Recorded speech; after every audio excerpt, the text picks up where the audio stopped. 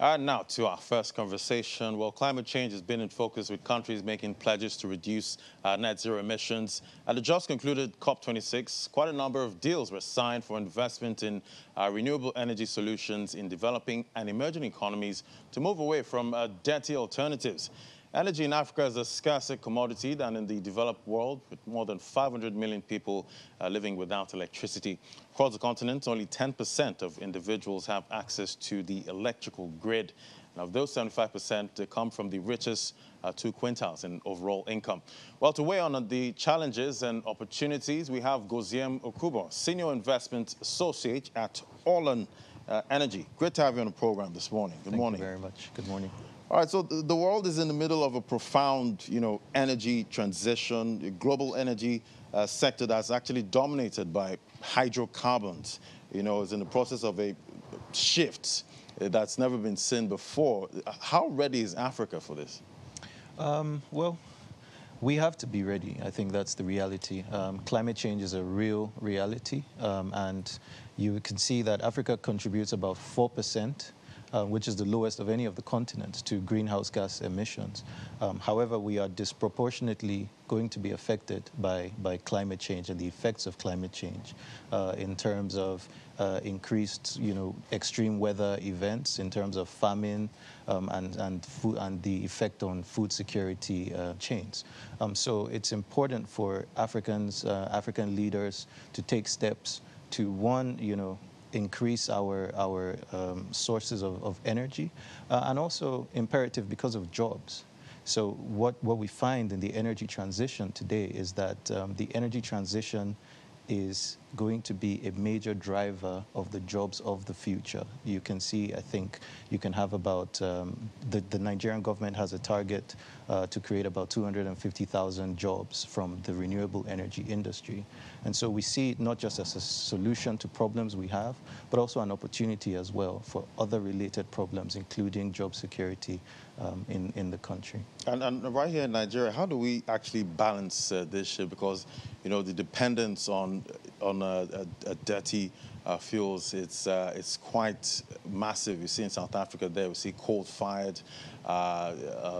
That's how they get their own electricity right there in South Africa. Looking at this transition now, and from a Nigerian perspective, how are we doing? Well, today about 43% of Nigerians don't have access to grid electricity today.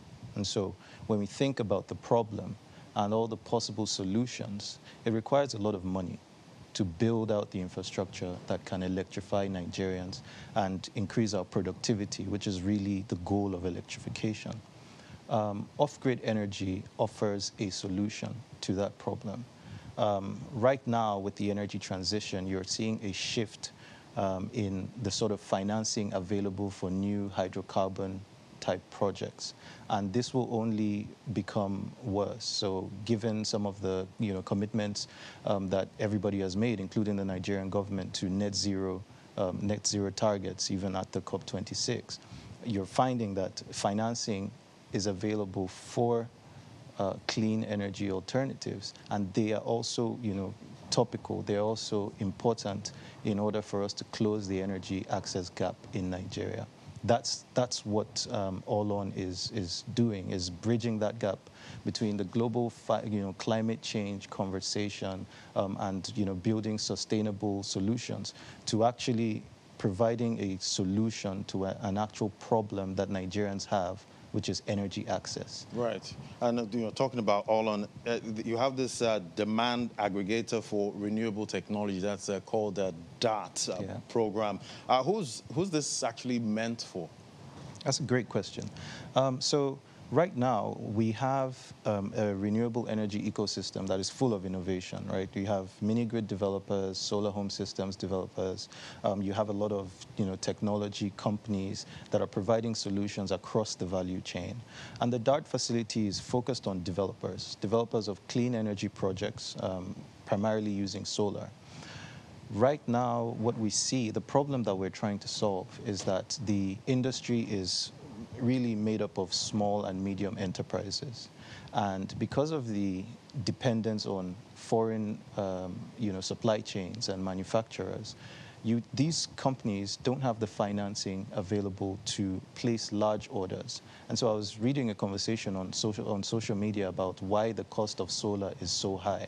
And this is one of the primary problems, is that there is no scale for the players in the industry individually to get any sort of economies, and benefits, discounts in terms of pricing.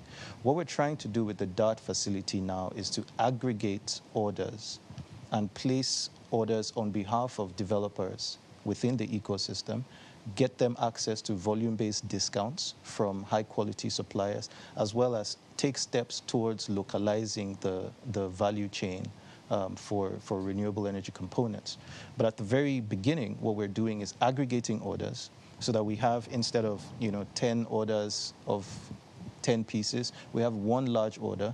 We can negotiate discounts and thereby bring down the cost of power, bring down the cost of logistics, bring down the cost of procurement for these developers, and enable them to also move faster in developing projects for the people who need them. So it's actually possible to have these, solar products actually affordable, because they're quite expensive. That is the goal of the program. It's baby steps. So the reason why solar is expensive, like I said, is because of the lack of economies of scale.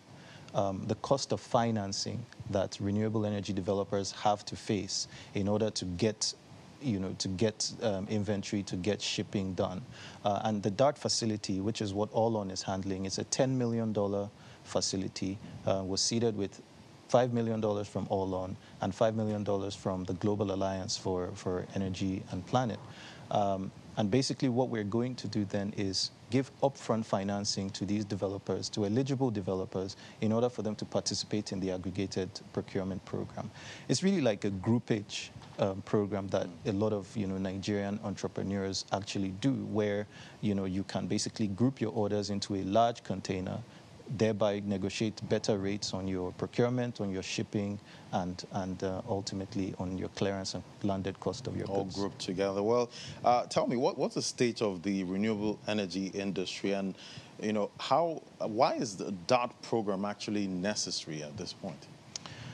So, like I said earlier, there's been a lot of growth in the industry, right? Today, Allon has invested in about 30 companies, where that number should increase by the end of the year. Different companies doing different things. We have mini-grid developers, we have solar home systems, distributors, we have aggregators, we have technology companies providing payment solution and customer management for these companies. There has been a lot of innovation, and there is a lot of financing now coming into the space because of the imperative of SDG 7.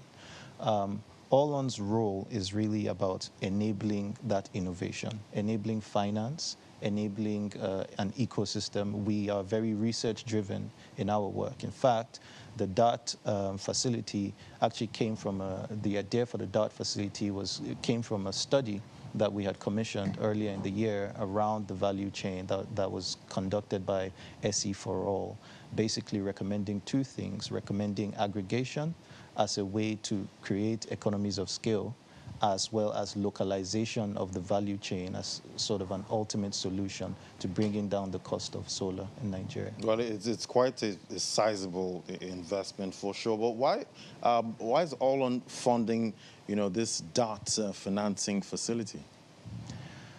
Well, Allon, like I said, our mission is to provide energy access to unserved and underserved Nigerians.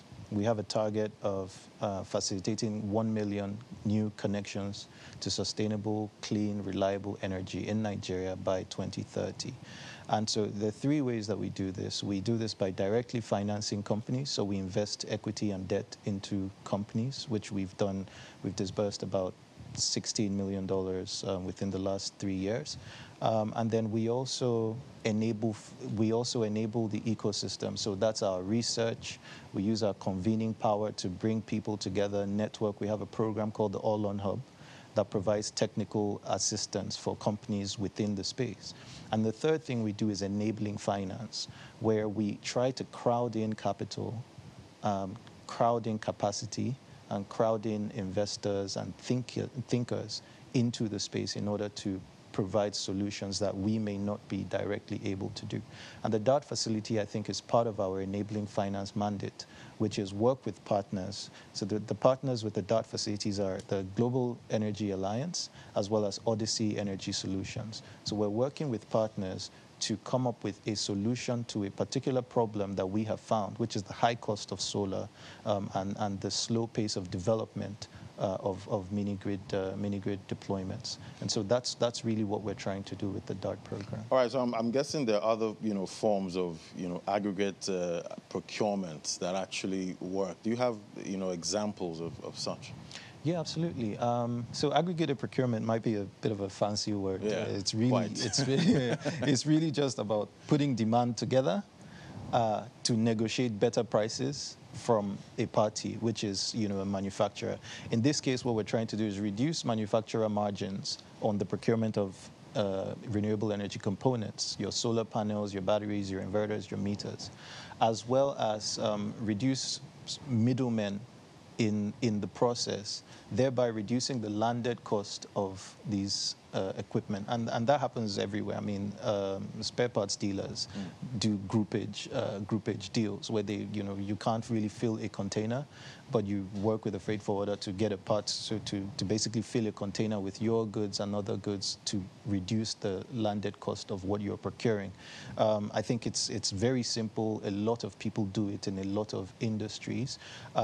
One other example is in the healthcare industry, Gavi, which is the vaccine agency, basically does aggregated procurement of vaccines from vaccine manufacturers, as well as combining finance in order to get the prices of vaccines down to countries that need it, like Nigeria, and with the COVID-19 vaccine, for example, at an affordable price. So it's really the same concept that we're trying to apply to the renewable energy industry. Yeah. All right, so I saw there's a lot of talk about, hydro energy, in this space. How does that work? Hydro energy, solar energy, there are all sorts of innovations within the renewable energy or clean energy space, really. The thing that is basically connects all of them is using sustainable sources of power. In the case of hydro, water and the force of water movement.